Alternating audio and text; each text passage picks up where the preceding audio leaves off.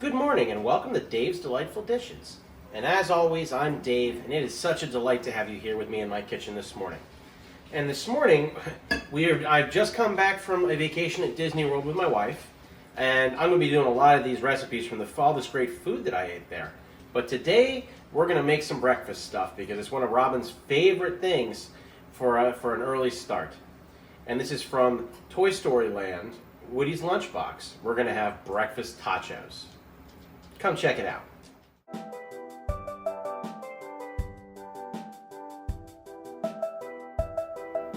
You may also have noticed that there is a new sound on my intro there. And I made the intro a little extra long because of it, because my brother, who is a professional musician, wrote me a new intro theme playing on his steel pans.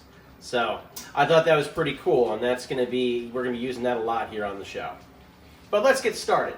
So the first thing you got to do is you got to take tater tots. Now, obviously, in Disney they call them potato barrels because apparently tater tot is a copyrighted term from I think it's Orida. So what we're going to do is I actually have mini-sized ones because I thought that they would kind of work better than the full-sized as far as just getting full coverage with this kind of breakfast bowl that we're going to make.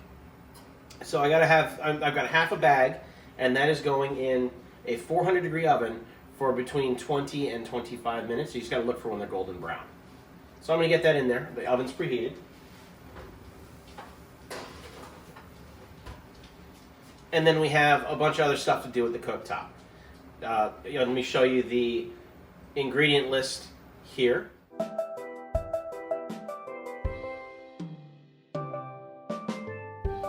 All right, so I've got a hot cast iron pan here. Now you can use whatever pan you have. I just happen to have a lot of cast iron, and I like using it, especially when I'm doing things like frying slices of bacon.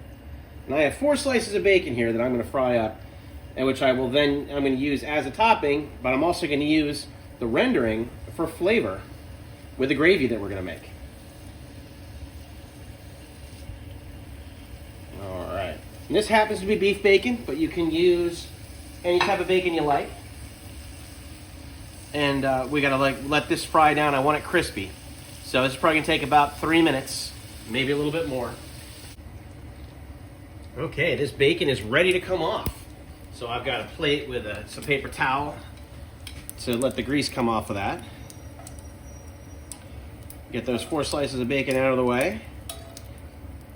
And now I have 8 ounces of breakfast sausage. This happens to be apple maple, but it doesn't really matter. You can do sage, whatever kind of breakfast sausage you have.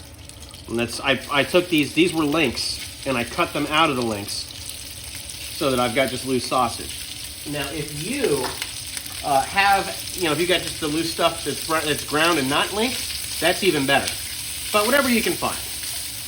So we got to brown this and crumble it, and once it's browned and crumbled, we're going to be ready to make our gravy, our sausage gravy. All right, it doesn't take very long to brown this stuff up. And you just want to keep on kind of breaking the pieces up a little bit.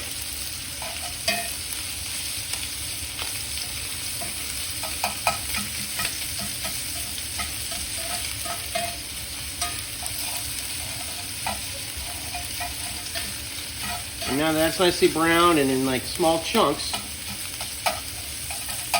I'm going to get it off of the plate and into a bowl. Now a lot of people will say this is an unnecessary step, but it's one that I do to make my making of the sauce easier. Then I can reintroduce it. I take the sausage off.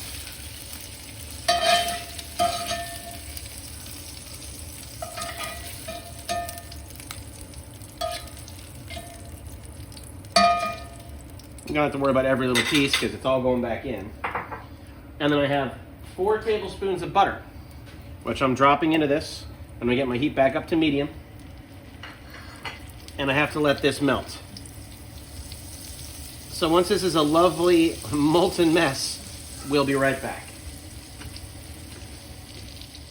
Okay, so our butter is melted and starting to brown, so it's time now, and put this to low. Drop in 3 tablespoons of flour. And I'm going to whisk this until it comes together into kind of like a smooth paste.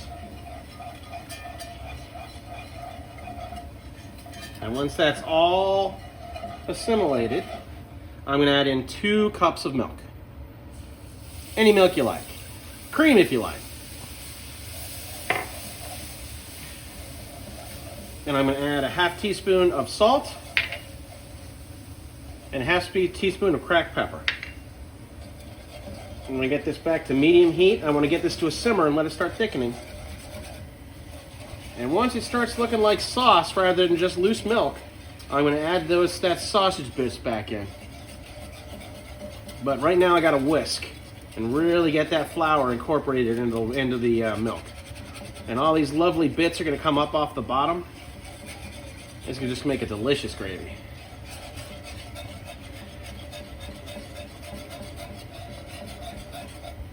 All right. So that's coming together. Let me add some sausage.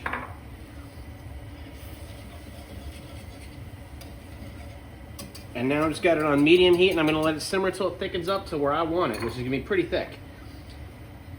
If you find that it's not thickened up enough, you can always add a little extra flour. But with what we have, this should thicken up, and it's just going to take a couple of minutes of stirring. So I'll get back to you once it's ready. All right, as you see, this is thickened up quite a bit, and it is now looking like the kind of gravy that we want it to be. So you can add more sausage if you wanted. I'm using a half a pound here, and I'm leaving it in larger chunks because I like that for this bowl. But, you know, everyone's got their own way of doing this. If you've never done it before, do it my way. If you've got your own way, by all means, nothing wrong with that. And use salt and pepper to taste. So I tasted this and it's perfect, but if you feel like you need more, or you can always start with less and add more. But we're gonna take that off the heat and just let that sit there and be. And here comes a little fry pan. And I'm gonna get that to medium heat just to get it going, and you'll see the non-stick that I put on there. And I have 2 eggs per person. In this case, I'm making for 2 people. So I've got 2 eggs scrambled with just a little bit of milk in there to kind of give it a little bit of body. And we're going to make some scrambled eggs. The way I make scrambled eggs is just like this. I have that on the pan. I've got the pan on medium heat, and I take a rubber spatula and I just run around the edges and bring the curds that come up to the middle.